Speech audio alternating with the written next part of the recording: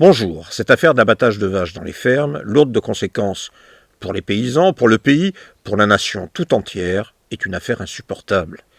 Ils ont liquidé par exemple un cheptel de 200 vaches environ en Ariège pour une seule atteinte de dermatose bovine. Ils auraient pu l'isoler, ils auraient pu vacciner les autres. Eh bien non, ils les ont toutes euthanasiées. C'est totalement insupportable. Il y a 15 millions de vaches environ en France. Ils expliquent que quelques milliers de supprimés. Tout compte fait, ça ne change rien. Eh bien, c'est faux. La violence dans l'abattage des vaches, c'est d'abord une violence faite contre les agriculteurs concernés qui perdent tout, et plus que tout, qui perdent leur attachement aux bêtes qui ont été liquidées. Les vaches ne sont pas que des bêtes, elles sont des symboles. Cette affaire d'abattage de vaches est vraiment insupportable. Depuis quelques décennies, le monde agricole français a été divisé par 4. Dans les années 82, on comptait 1 600 000 agriculteurs, soit en gros 7,1% de l'emploi total. Il en reste aujourd'hui un peu plus de 400 000, soit 1,5% de l'emploi total en France. Pour l'Union européenne et pour Macron donc, qui en est un des rouages, qui préfère la souveraineté européenne, comme il dit, à la souveraineté nationale, eh bien il y a encore trop de paysans en France. Il faut les liquider jusqu'au bout. Tuer les troupeaux et faire des agriculteurs des mendiants, voilà le choix de ce gouvernement et de l'Europe. Alors pour quelle raison ? Bien, le Mercosur, signé par l'Union européenne, accord de libre-échange avec des pays d'Amérique du Sud, le Brésil et l'Argentine notamment, doit trouver sa justification et ses débouchés. Supprimer la production en France. Eh bien, vive la vache aux hormones venue du bout du monde, élevée dans des fermes industrielles nourries à coups d'OGM ou d'autres saloperies. Voilà ce qu'il nous prépare. C'est pour des accords financiers qui permettent à quelques-uns de s'en mettre plein les poches qu'ils décident de liquider ce qui reste de paysans français. Cette affaire d'abattage de vaches est carrément insupportable. Ils envoient les CRS et les gendarmes, mobilisent des moyens absolument incroyables, blindés dernier cri de la gendarmerie, les fameux centaures, ou encore hélicoptères gazeurs pour taper sur les paysans et tuer les vaches.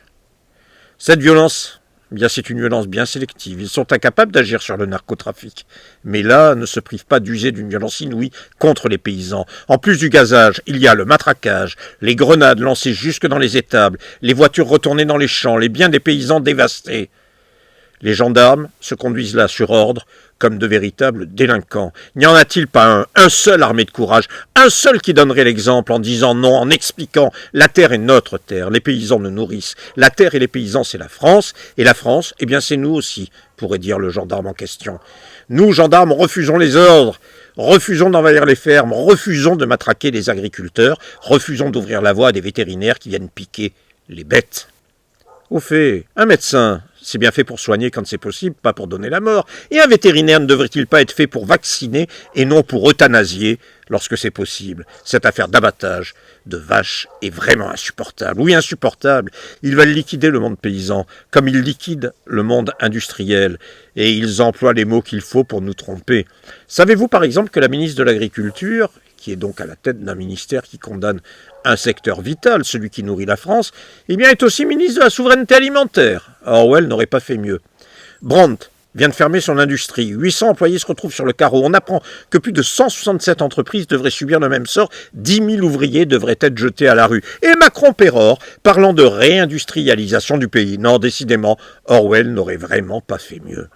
Cette affaire d'abattage de vaches, cette agression contre les paysans, contre les éleveurs, contre les agriculteurs nécessite un soutien total à cette profession qui se mobilise. Les élus devraient tous, sans distinction, se ranger à leur côté, être face aux gendarmes et exhiber leur écharpe bleu-blanc-rouge pour exiger l'arrêt de cette répression. Au fait, ils sont où les politiques d'opposition ? Les représentants du Rassemblement national, par exemple, qui se veulent forts dans les salons de l'agriculture, ou de la France insoumise ? Tiens, au fait, la République c'est moi, vous vous souvenez ? Elle est où, la République c'est moi ?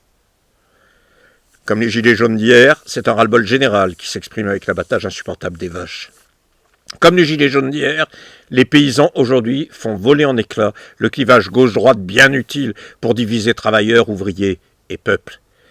Avec les paysans d'aujourd'hui, les clivages politiciens s'effacent et laissent entrevoir le clivage réel entre ceux qui défendent leur peau et leur pays et ceux qui sont les élites mondialisées.